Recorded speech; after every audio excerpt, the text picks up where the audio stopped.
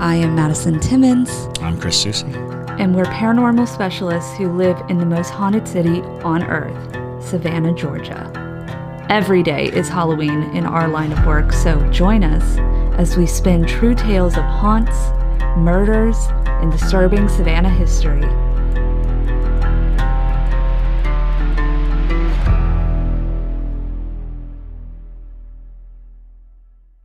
I'm Madison. I'm Chris. And welcome to the most haunted city on Earth. Hello, and welcome to a bonus episode of the most haunted city on Earth. My name is Madison Timmons. I'm Chris Susi. And JT is here also. Hello. So we are, as always, going to be answering your questions today. If you did not answer a question or ask a question this week, please feel free to ask us a question on TikTok through our Q&A button. Also, you can comment on our YouTube videos or things of that nature. But if you do have any questions, we do answer them every week, and I come through everything. So definitely, if you want something pressing to be answered, utilize that Q&A button.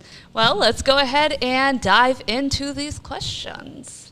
All right, so the first question is, what do you think about man-made ghosts? Meaning, if a lot of people focus, they can create an entity. Do you think popular ghosts can be affected this way? Don't trust the creeps, Ron asked that. Don't trust those creeps, Ron. Absolutely. I 100% believe that ghosts can be manufactured by a system of belief and a series of retellings and investments. And, we see it all the time where, recently we spoke about this, the Black-Eyed Kids was one, and these urban legends that come about, and then people actually start having these experiences and they start attributing them to these entities.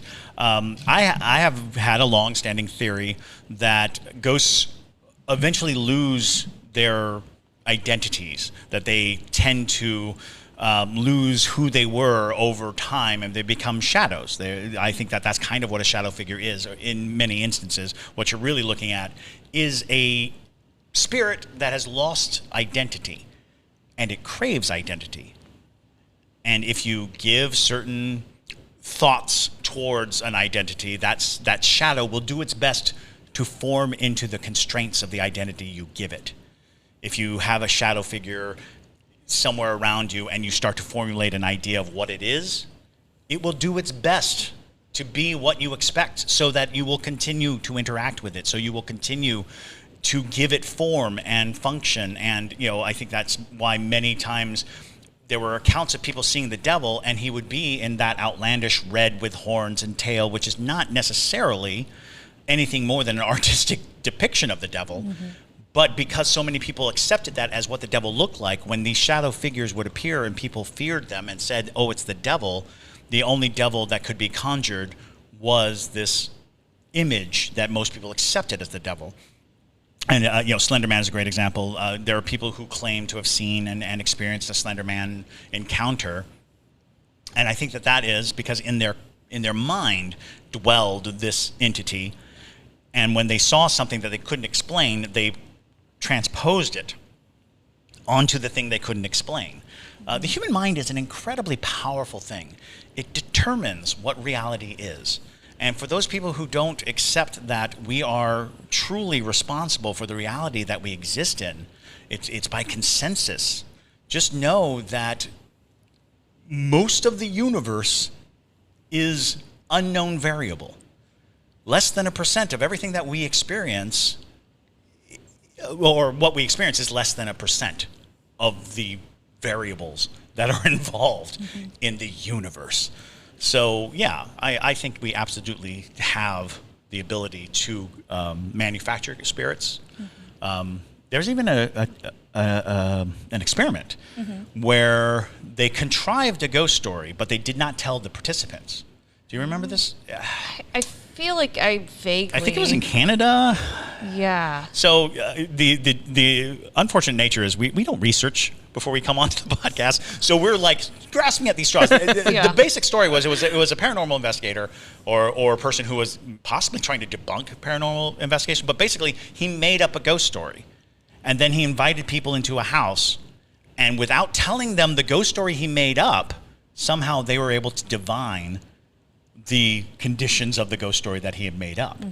And this really does give us kind of an example of how much intention and how much our own ability to perceive plays into paranormal activity.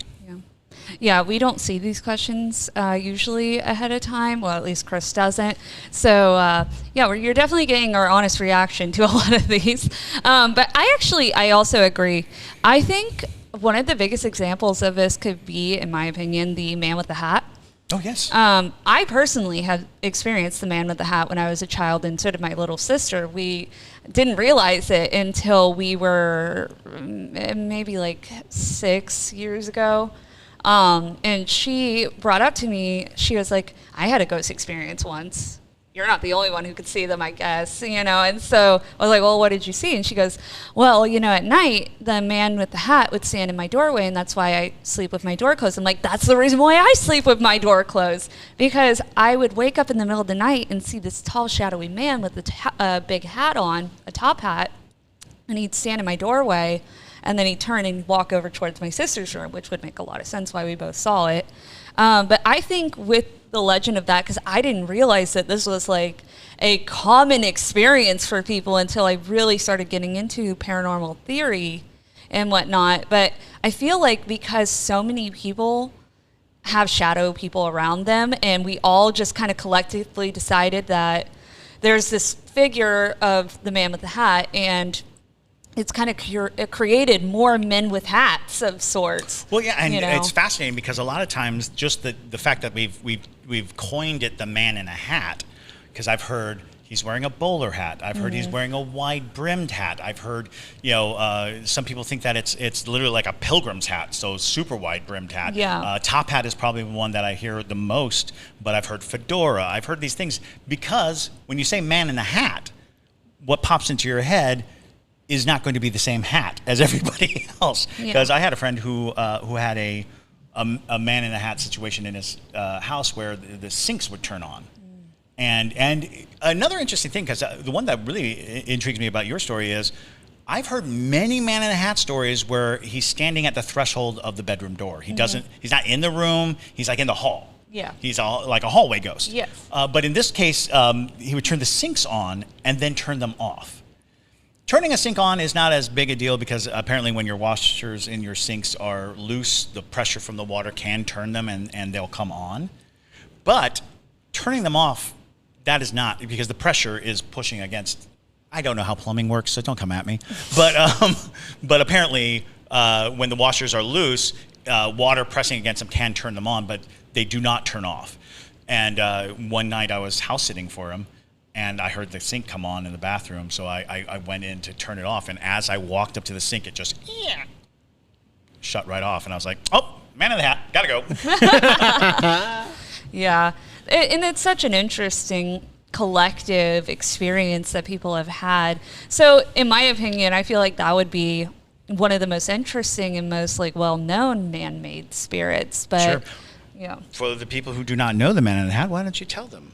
Yeah, so the man in the hat it's kind of interesting to go into because basically it's supposed to be like the shadowy man, and like Chris said, he is wearing any variable of hats, but he doesn't communicate with you. He just watches, he just stares, and people report just having this person watching them every single night.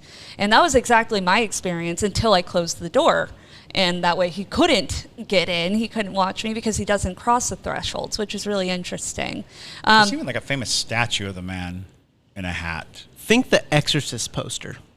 Yeah, basically. Well, and it's very similar, yeah. That leads credence to a lot of this concept of the supernatural purposes. Watching over you is as long as humans have been alive, they've had this concept of supernatural entities watching over us, guardian angels, the idea that the whole purpose of the other realm is to watch over us, is to somehow either protect us or at the very least catalog our lives, which is also very disturbing when you think of all the things you do when you're alone. You don't necessarily want to be watched every second of every day. So that intriguing concept, especially because it's a shadowy figure whose the idea is the brim of the hat creates a shadow over the face. Usually there are no features. Yeah, absolutely none. And the statue that I'm thinking of is literally like a hat and the body, but there's nothing in it. I think the hat's being held up by a scarf. But it's very interesting to think that there's countless encounters. And of course, there for a good deal of human history, men wore hats. Until the middle part of the 20th century, a hat was just a part of your everyday apparel. It was not abnormal to have a hat. In many professions, you were identified by your hat. So, that gives us a little context clue to the idea that, there's probably a lot of dead people with hats. Oh, yeah. Because for, as far back in the history, if you see a musketeer coming at you, you won't know unless he's wearing one of those hats. You're like, oh, some man in a tunic. No, wait, he's got a hat. It's a musketeer. Yeah. All righty, let's move on to the next question. And also, towards the end of this episode, I have a surprise for Chris and Madison, and I did not even tell them about it. So, oh, great. Wonderful. Wonderful. That's not ominous at all. Yeah. So keep a lookout for that. Stay listening.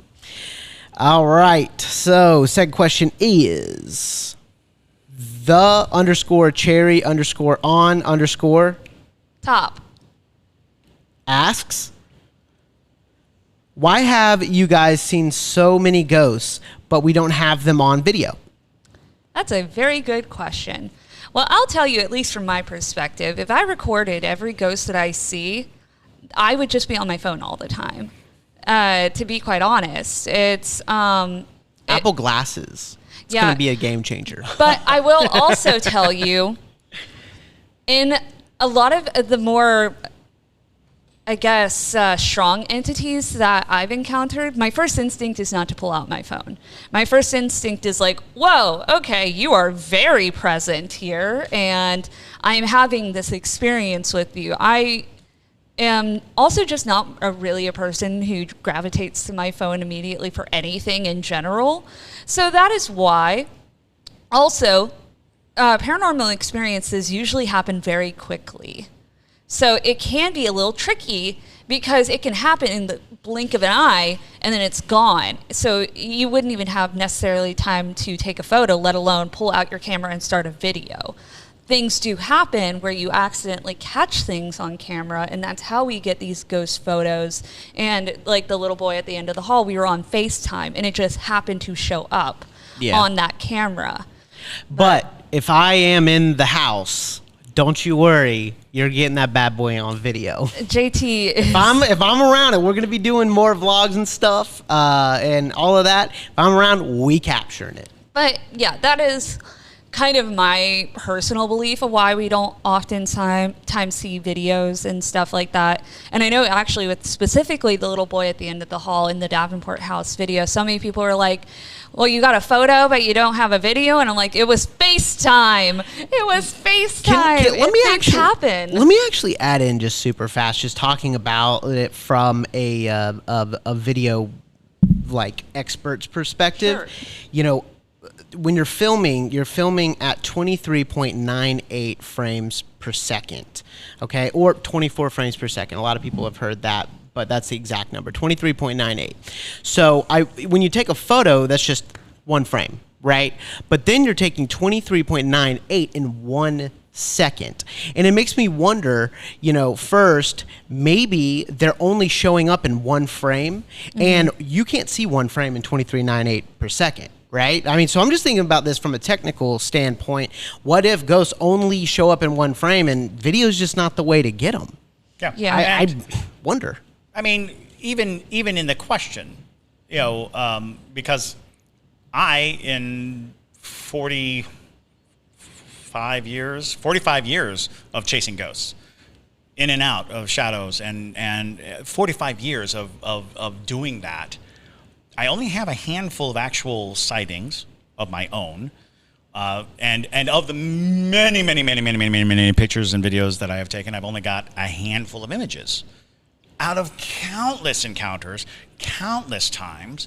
So it's strange to think that we're seeing so many ghosts. The truth of the matter is, we're not. We are telling stories collectively of a lifetime of experiences. If I put all my stories into a big book, it's going to be like, oh my God, look at all these stories. But we're talking about decades and decades. Yeah. So,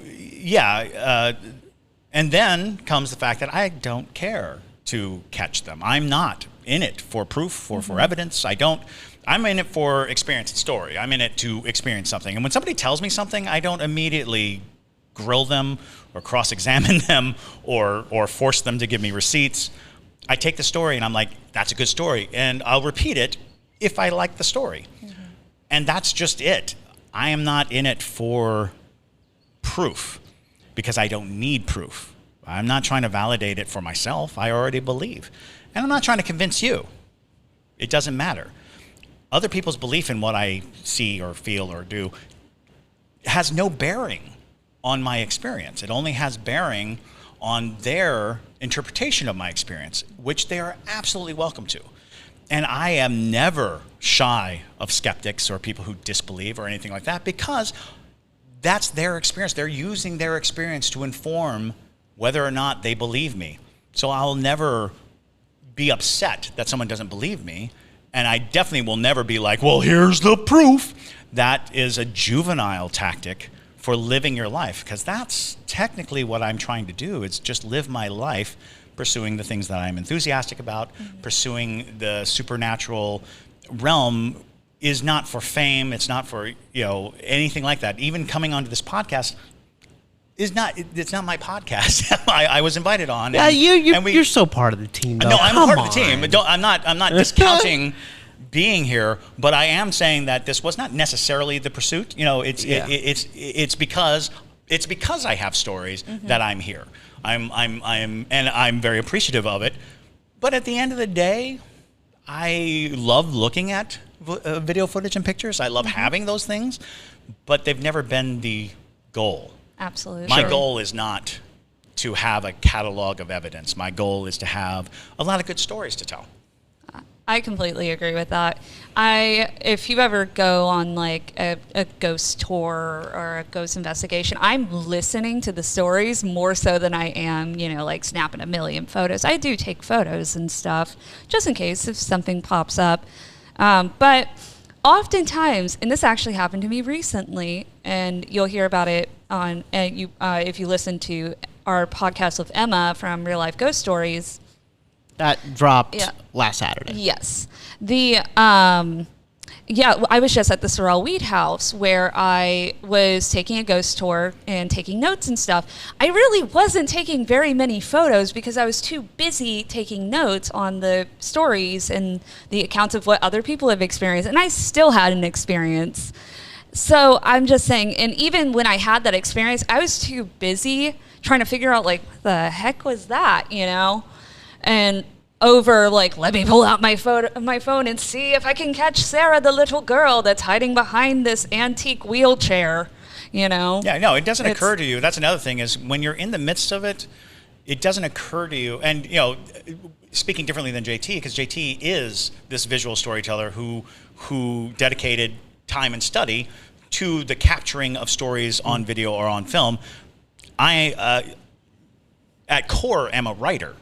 So all I'm concerned with is words and emotions and the capturing of any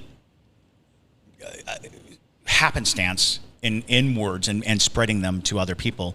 So it doesn't occur immediately to me that I need some visual representation or I have to get this proof, because again, if you believe, it's not as pressing.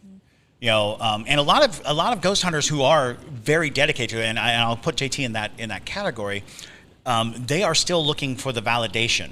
They're new to the belief of ghosts, and it needs foundation. Yeah. You see a ghost and you're like, oh, this is real, but it's very hard to dedicate yourself to something based on a single instance. It's very hard to dedicate yourself based on a single circumstance. So you see a lot of these very earnest ghost hunters who will put up all the equipment, get all the stuff, and work very diligently to get that evidence, because they are, in some degree, trying to prove it for themselves. They need that validation for their own experience, and that is perfectly valid. That is an important step. But if you've been at it for a long time, or if you've been inundated, there is a period where that probably was the case. I know that in my teen years, I was very vehement about going after ghosts and trying to catch ghosts and doing those things. The equipment was terrible, but and there was no, you couldn't go to the store and get a spirit box. Yeah. So we're all just like, we'll make our own Ouija board, we'll do scrying, we'll dowsing rods, which we made. So all of that comes down to the fact that when I was doing the most of my quote unquote ghost hunting, because I don't particularly care for the terms ghost hunter or ghost hunting. When I was doing it the most, I had the crappiest equipment. I had 35 shick, click, shick, no idea if anything was on, click. So yeah, I would say that I'm past the point of being dedicated to having video or photographic, or EVPs. I'm past the point where that is important to me. And I'm not saying it's not important. I'm saying to me. Absolutely.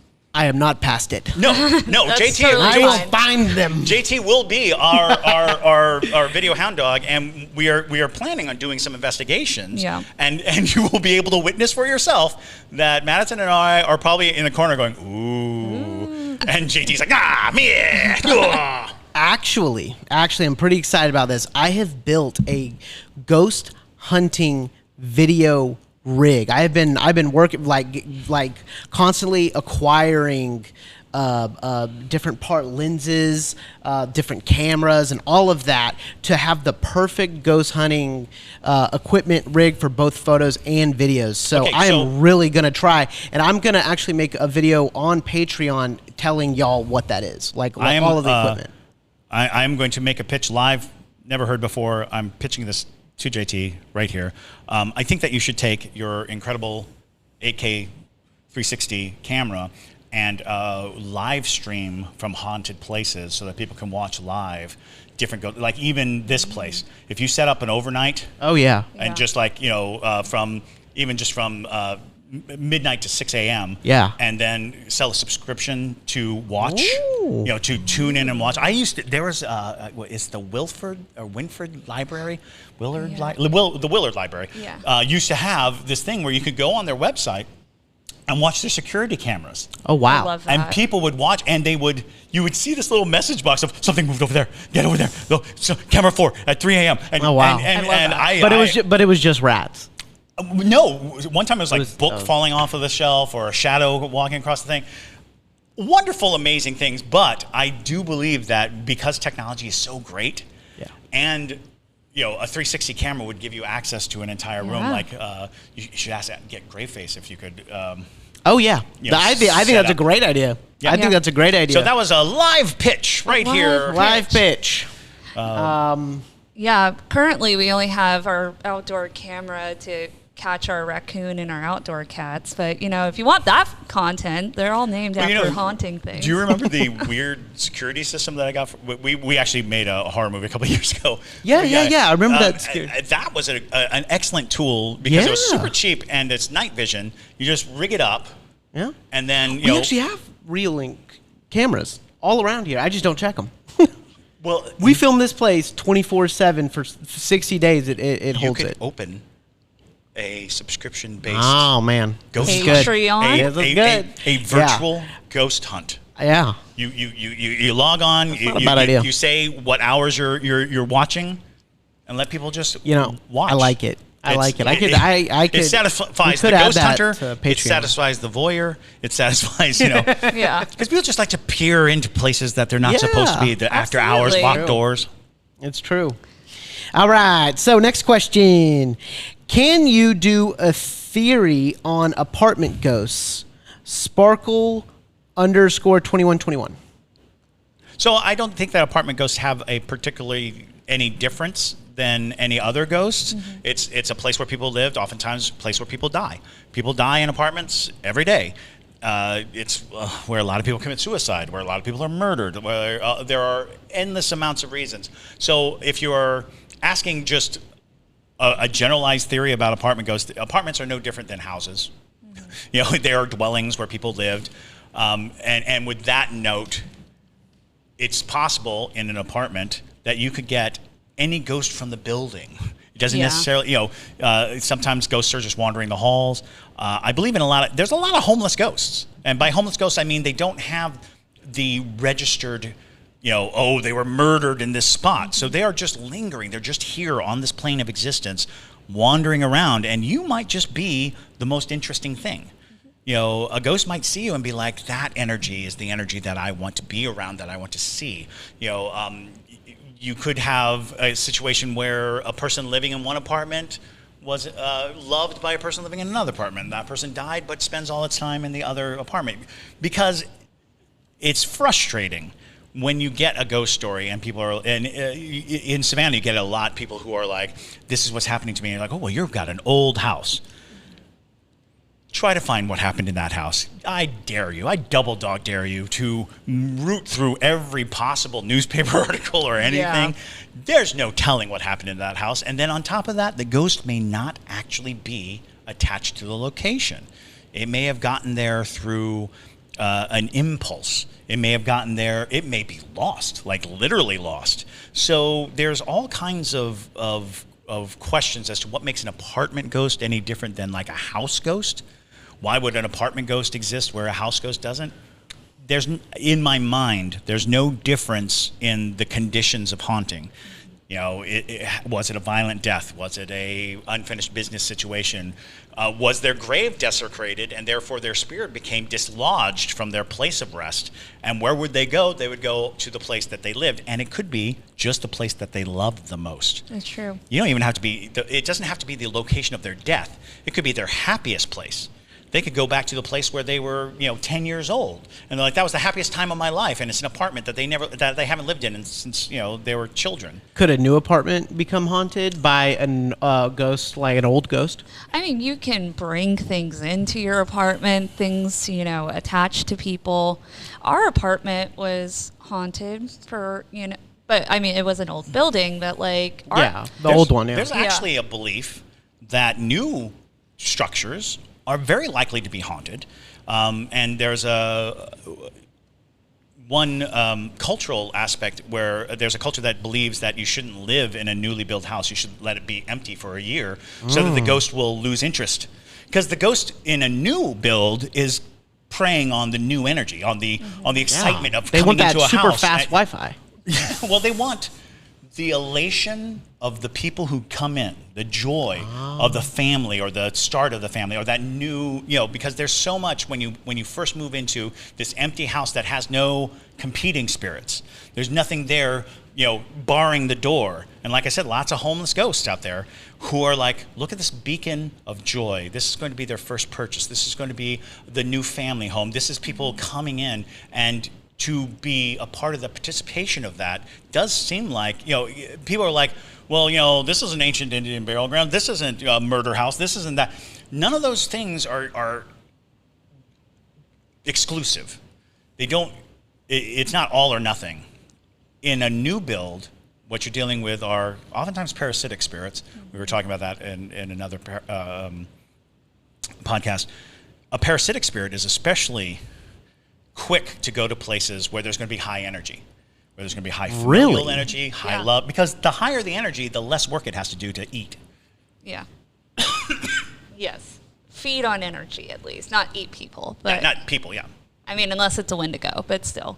But yeah, I completely agree. I don't think there's necessarily anything to an apartment that is specifically attracting spirits, but it is a number of different reasons. It could just be something wanted to be near you, or it could be a loved one that wanted to hang around. You never know. Our old apartment that we lived in had on our floor 2 spirits. One was like kind of showed up in our unit a lot, and he liked to lock me out of the apartment frequently, especially before I met you. It happened to me all the time. But I have a theory about that. Oh yeah. But go ahead. But the one that was the most active though, and I don't know if I feel like you do remember this, is the spirit that was not human for sure, but it would pace in the hallway, and there was a motion sensor light in that hallway, so it would be pitch black. Yup. And in the middle of the night, it would flick on, and we were in a studio, so we could see the light underneath our front door, and it would go boop, boop, boop, and nobody was out there. We would have heard people, and also on our floor, people didn't go out late or anything like that. It was a relatively quiet building, but yeah, didn't you have a camera problem one time in that hallway too because of that entity? No, it's because I had a camera problem. Oh, okay. I thought there was something to We'll that. call it I remember that. Yes. a ghostly problem. Sure, with your absolutely. camera. But yeah, what's your theory, Chris? So, interestingly enough, I had a friend who was sensitive, and her sensitivity had her. She was more reluctant about it. She was a no person. So it was twofold. She ended up moving away from Savannah because she felt that oppressive nature of the spirits here, but she was getting locked out of her apartment a lot. And she was trying to figure out, and it was one of those things where her key was oftentimes like trying to turn her key for some reason was very like, which is, old buildings, sure, that's likely, but sometimes it'd be like easy to lock and then very hard to unlock, and things like it would just seem weird to her, but she also felt that there was something on the other side, like holding the deadbolt. And so I posited this theory to her that there's a spirit that understands that you have the sensitivity, that you have the vision, that you could see things, and it's guilty of something. Ooh. And it's trying to keep you from uncovering the truth about something it did in life. But it's also probably the exact same reason why it's trapped here, is because the truth is hidden. And if it's actively trying to hide the truth, it was probably something bad. This spirit did something bad in its life, but does not want anyone to know. And it cannot move on until someone knows. So it is a duality issue. It's going to be there for as long as no one knows, but it's going to keep people from finding out because it's ashamed or guilty. That's very interesting. No, for real. Yeah, that building was like over 100 years old. Yeah, it was. So there's, and it was right on Forsyth Park. So there is a number of reasons why it could have been haunted. Because it's such an interesting dilemma, because the other ghost that you speak about a lot, Jim, was guilty of opening doors, unlocking doors, desperate for you to know the truth, desperate for you to, help him get out. Somebody locking a door is a different entity, is a different concept. There's something different driving it. And it just reads that, especially for somebody who's sensitive, if the spirits know that you can suss out or witness or see something, the ones that want you to see will keep the doors unlocked, and the ones that don't want you to see will try to lock the doors. And again, for anybody listening who wants to chime in on that, don't. It's a theory. I could be wrong. Yeah. I fully admit, it could be absolutely wrong. It does make a lot of sense, though, I will say. And, and like we always say, we're speculating here, but it's all speculation. We talk about our experiences, but we can only make of so much sense of certain things, and some things are just not explainable. And that's the whole thing. Every theory that I've ever come up with was to make sense of X, Y, or Z. Yeah. It's not, I've discovered. It's, this satisfies my curiosity. I can move on because I came up with an answer that suits me. And if it suits you, if it helps you, great. If it doesn't, fine. Yeah. But know that I'm not going to defend this. It's not a hill I'm going to die on. Yeah, exactly. All right. So before we move on, let us know a little bit more about what a parasitic spirit is. So a parasitic spirit is typically something, like it could have been somebody who was alive at some point. It also could be an entity that has never been alive.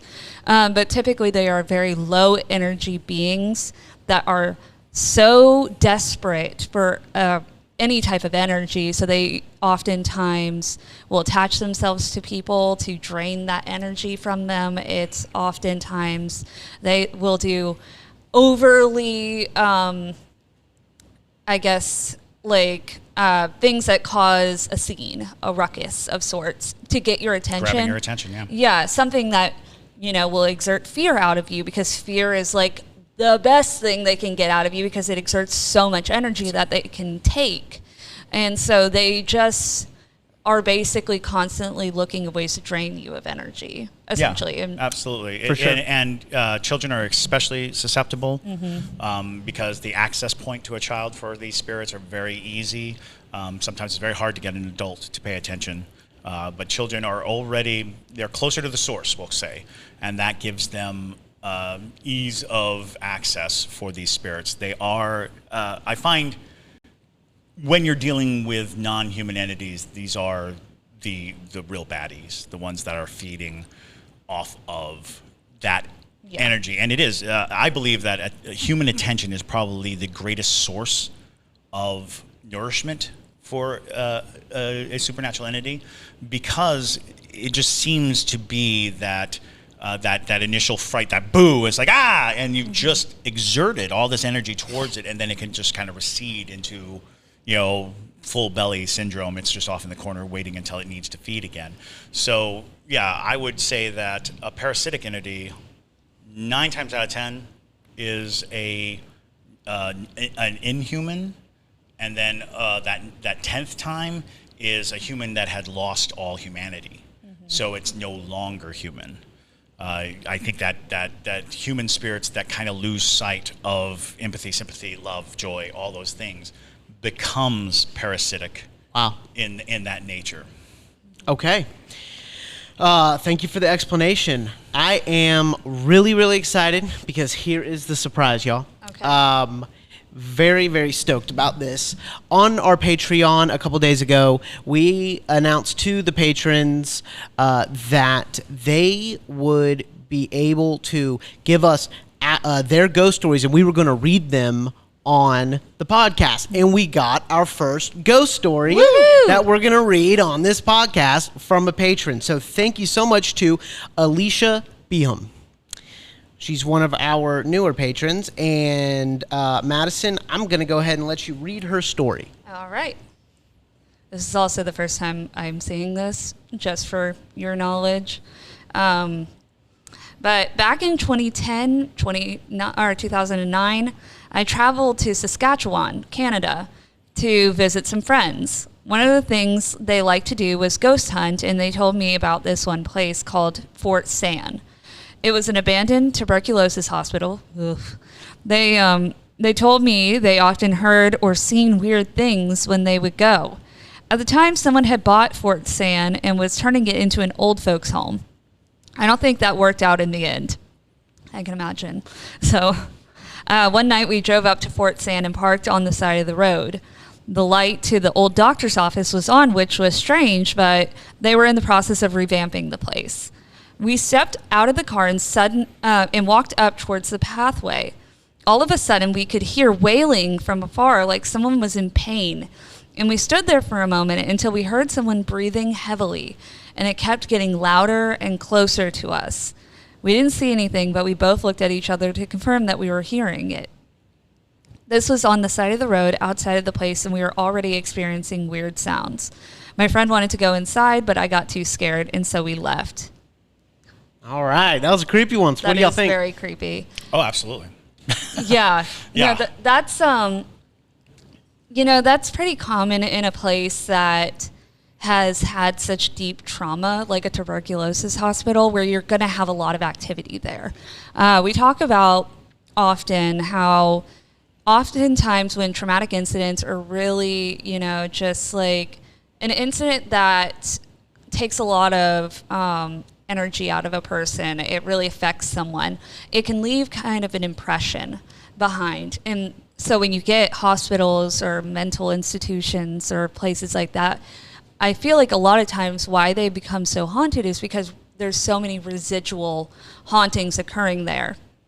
It is interesting that you experience this outside of the building, but it doesn't necessarily negate the fact that it could have been a guard. It could have been a nurse walking into the hospital. It could have been a patient where they let them outside for a period of time or whatever it be. And breathing is such a human thing. Obviously, we need air to breathe, and we breathe constantly or we're dead. I feel like we hear a lot of these spirits and we experience them breathing because obviously that's like the most human thing you can have. It's the most human residual haunting you can experience. So you're probably just experiencing a person in whatever they were doing, but you're just getting that little taste of it. It's just a little indication of it. Awesome. Yeah, it seems to me the longer a place harbors suffering, the more intense that energy is going to be. When you think about like a tuberculosis hospital, especially the turn of the 19th, 20th century era or early 20th century, it was a kind of a death sentence in a lot of ways when you were finally taken to the tuberculosis hospital. You were not taken there to improve. Oftentimes you were taken there so that people didn't have to watch you die. But it takes a while. And there's a lot of anxiety, a lot of fear, a lot of knowledge of your own death. And I've mentioned that the path to death is a door opening.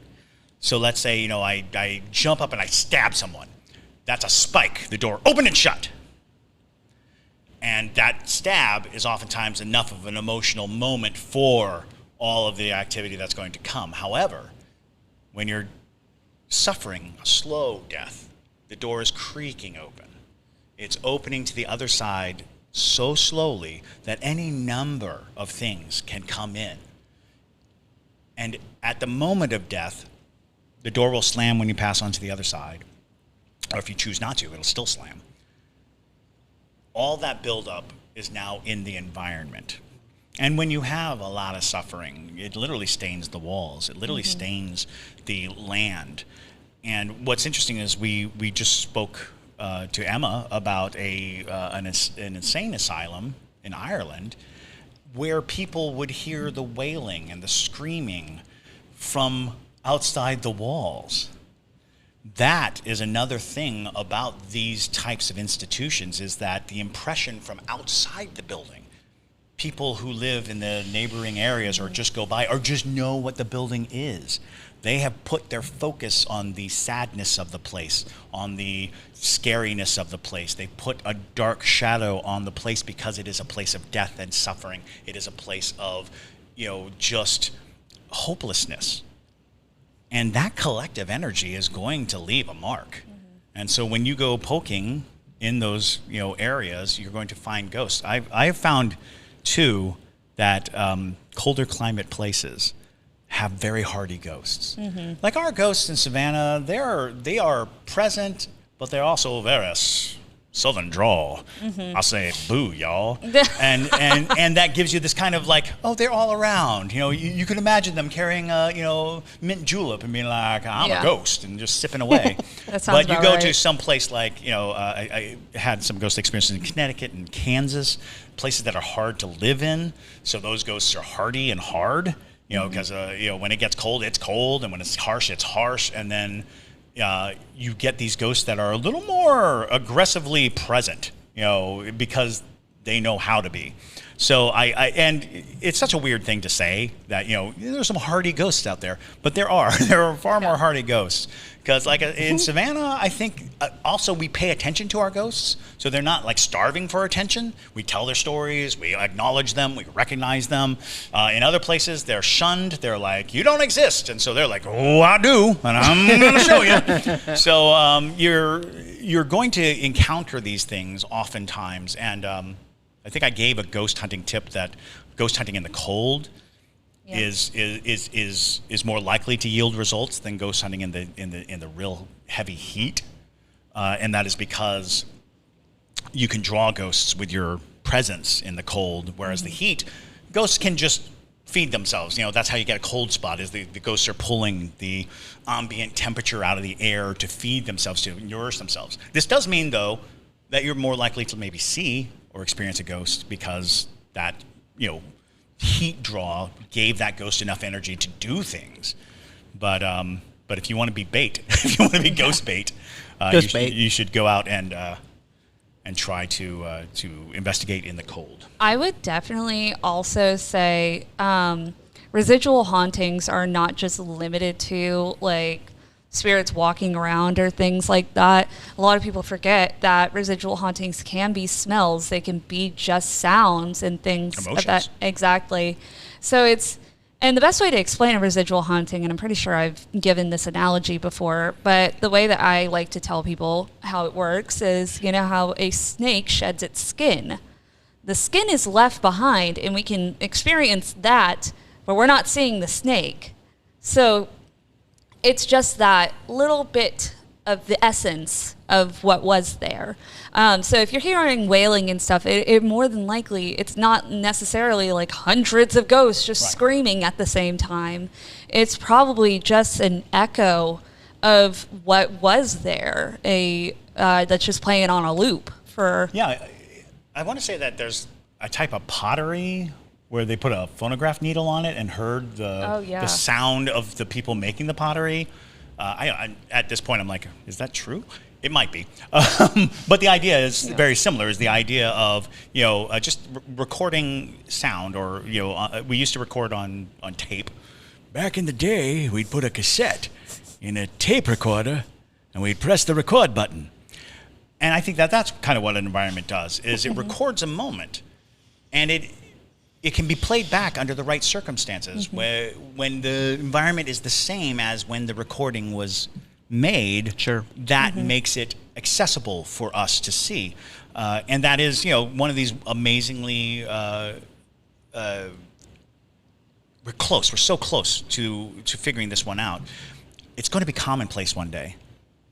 Listening to the dead, listening to ghosts, I feel like we're this close to figuring out that time is a recording, and we should be able to play back things that have happened. Yeah, exactly. I completely agree. And everything is also energy. So, that guy who connects his little energy readers that makes it into music to mushrooms, same idea. So we are all just mushrooms. So Hashtag mushrooms. Hashtag mushrooms.